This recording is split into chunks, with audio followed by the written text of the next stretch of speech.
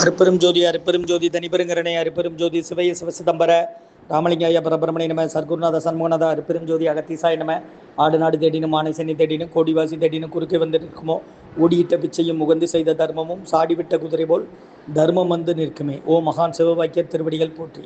1/8/2026 August மாதம் முதல் நாள் சனிக்கிழமை காலை உணவாக இட்லி சாம்பார் வழங்கப்படுகிறது. உணவு வழங்கப்படும் இடம் டவுன் கண்டியபேரி அரசு மருத்துவமனை மாடியில் உள்ள ஈசிஆர் சேவை மையம் ஆர் சோயா தொண்டு நிறுவனம்.